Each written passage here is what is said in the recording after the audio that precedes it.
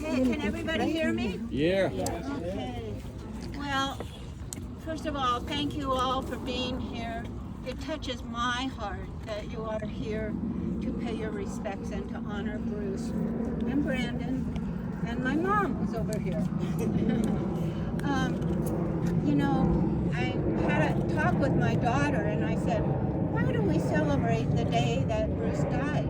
And she said, Mom, we are not celebrating the day he died. We are celebrating the birth of his legend. And I like to look at it that way.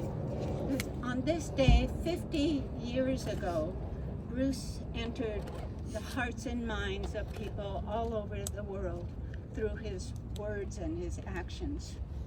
And that's why we honor Bruce today. And I also want to remember Bruce's very best friend and my Sifu, Taki, and how dear he was to me and how he kept doing Bruce's work for the next 50 years.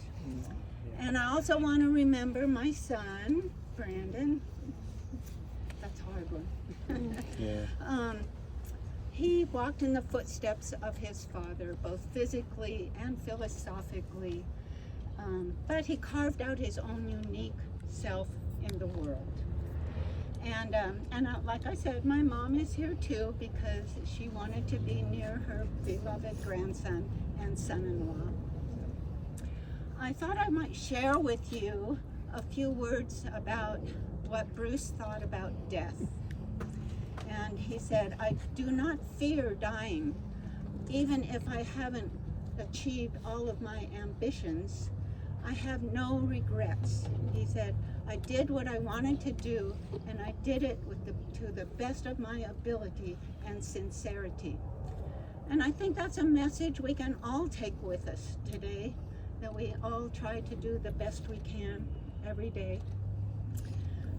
You know, when Bruce and I lived in Hong Kong, we would go to the cemeteries and pay respects once a year to family members. And the way that we would do it, the way that Bruce taught me to do it was like this. We'd go like this and we'd say, one bow to the heavens, because that's everything spiritual. One bow to the earth that sustains us. And one bow to mankind and all of life, because life is sacred.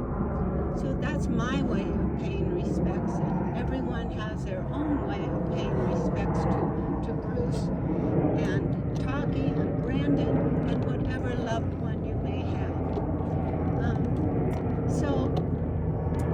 I am grateful to all of you for continuing to preserve and perpetuate Bruce's art, his teaching, and his state of mind, because that has helped so many of us to survive and thrive.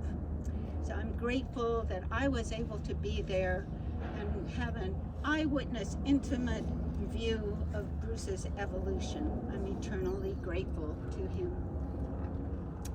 Thank you very much for being here. And this here is Andy, as you all know, Taki's son and the heir of Taki's Zhengfang Gong Fu. And would you like to say a few words? Yeah, thank you. So this year, of course, marks the 50th anniversary of Bruce Lee's passing, and also the 30th of Brandon's, and the second year of my father's passing. So in honor of that, I just want to say a few words. So today we gather to commemorate the 50th anniversary of Bruce Lee's passing, a momentous occasion that holds great significance in the world of martial arts and beyond. Bruce Lee, the legendary martial artist, actor, and philosopher, left an indelible mark on the world during his short but impactful life. As we reflect on his legacy, we discover that his messages and teachings continue to resonate with us in profound ways, even to this day. Bruce Lee was not merely a martial artist, he was a visionary who transcended the boundaries of culture and nationality. His philosophy of Jeet Kune Do, the way of the intercepting fist, was more than just a fighting style. It was a philosophy of self-discovery and self-actualization. Lee believed in the importance of adapting and absorbing what is useful for different disciplines, letting go of the unnecessary, and being true to ourselves. Today we find that his teachings relevant as we navigate the complexities of the modern world, encouraging us to embrace change, seek knowledge, and continuously evolve. His belief in the power of the human spirit, the unlimited potential within each of us, continues to inspire generations. The art of Jeet Kune Do is not just about fighting opponents, it is a vehicle for personal growth, reminding us through discipline, determination, and an unwavering pursuit of excellence, we can achieve our fullest potential. On this special day, we also remember another great individual who walked alongside Bruce Lee, my late father, Taki Kimura. 2 years ago, we bid farewell to a man who was not only Bruce Lee's close friend and confidant, but also a living testament to the values they both cherished, loyalty and friendship. My father's message of loyalty was more than just a word, it was a way of life. He lived by principles that spoke of devotion, trust, and unwavering support for those he cared about. His friendship with Bruce Lee was not just a partnership, but a bond that transcended time and space. His loyalty to Bruce remained steadfast throughout his life. Today, in a world where relationships often seem transient, his message reminds us of the profound impact of true, authentic friendships. As we come together today to honor the memory of Bruce Lee and remember my father and Brandon, we celebrate the endurance of their messages and philosophies. Their teachings have become beacons of inspiration, guiding us through life's challenges, reminding us to be true to ourselves, to never stop learning, and to foster loyalty and friendship in a world that can sometimes feel disconnected. I'm touched and grateful to see so many of you here today. It's a testament to the enduring power of Bruce's message, and I know my father would have been humbled to witness the impact they continue to have on all of you. Let us carry forward their legacies in our hearts, embodying the spirit of Jeet Kune Do and the values of loyalty and friendship. Together we can make this world a better place just as they envisioned. Thank you for attending today. May the legacy of Bruce Lee and Taki Kimura live in our actions, inspiring future generations to reach greater heights. Thank you, Andy. And I think most of you know Abe Santos. He was a senior student of Taki's. I think he has a few words to say. I think I wrote something too that Andy did. So just see here. And if anyone else would like to have something to say, I think Bruce. that's fine. It's like I just want to say that I remember in 1993. It was 20 years after Sigung Bruce's passing. I remember that we all met at the graveside. We ate at the restaurant at the house hall, and then 5 years later, and then people like Skip Ellsworth, which was Bruce Lee's original students, were here, and I was talking to them about building log homes and whatnot. That was 20 years after Sigung Bruce has passed away, and then 5 years later, we all met in 1998, and it was new faces, and it was people that were other Sigung Bruce Lee's students that were here, new students from California like Richard Bastillo and whatnot. And now I look at everyone now. That was 25 years later. Now it's 50 years now. So it's 1993, 1998.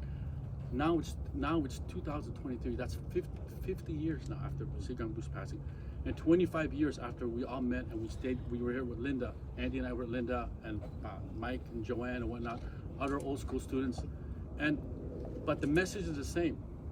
New faces here, but the message is the same. Is that we're all here to celebrate a great man's life, which is Sigung Bruce Lee. I mean, in July 20th, 1973, he left this world. But here we are 50 years later, remembering him like it was just 5 years ago. Although he lived a short life, it was a memorable life. See, his impact on this world went beyond martial arts and movies, dance, art, music, and philosophy. And if Sifu Taki were here, he would say, just stupendous that 50 years later, everyone is here celebrating my buddy Bruce's life. Everybody is here. And who would have thought when he left Seattle, when Sigung Bruce left Seattle, no one knew he was going to be the Bruce Lee that people would know around the world. To Sifu Taki, he was just his buddy Bruce, his Sifu, and that was all. Sifu Taki would always say he was just at the right place at the right time. But they were meant to know each other. And Bruce Lee, he was not just a martial artist, he was a philosopher. He was an influencer. He was a mentor. His global impact exists today and lives on to all of us, just like everyone here that are here.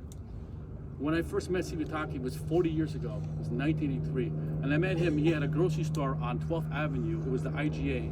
And he took me to his boardroom. And he asked me because I wanted to join. I was only 14. I wanted to join. I sent him a letter, and I wanted to join. And he asked me, why do you want to join? Why do you want to learn Jun Fang Kung Fu? And I don't remember what I said. I don't know if I said it because it was self-defense or it was because I'm a big fan of Bruce Lee. But I do remember what he told me. And what he told me was this, was that we don't teach you how to fight. We teach you how to become a better individual, a better person. That's what Sifu Taki was about. Just like what his son Andy said, Sifu Taki was the epitome of Bruce Lee's philosophy. He lived it. He was that person. Because that was the answer Sifu Taki wanted me to tell him, was that I want you to become a better person. So now we try to carry the legacy that Sigung Bruce, that Sifu Taki had. And in our school, we tell our students, we teach you how to fight so you don't have to fight. So you have enough confidence in yourself to avoid any confrontation, to be able to handle any situation and adapt, and be confident that your ability to do that. And that was Sigung Bruce's message, was basically is to be yourself, to express yourself, to be the best version of yourself, and have confidence in yourself. And if you do that, you can break all barriers, your own personal barriers in life. And now I look back at it is I spent so much time with Sifu Taki for 40 years, and the last 20 years when the doors are closed, spent one-on-one, and I feel like I knew Sifu Bruce because of all the stories that he used to talk, which he used to tell me about when they were hanging around Seattle, Skyway, drag racing and I-90, and telling each other dirty jokes and whatnot. So, but now here, what we do is we try to share the art and promote the legacy of Bruce Lee, because that's an important message. The important message is about life, the individual, about the mental aspect of martial arts, not the physicality. It's beyond that. When I was 14, I didn't understand what he meant, but now I do. It's the mental edge, the physicality, to rise above. And that's what we're here about. So thank you for everybody here to being here. And I'm glad Linda's here. Last time Linda was here at the Grandstand with us was 25 years ago. So it was a great honor to have Linda here. I have been here more than that.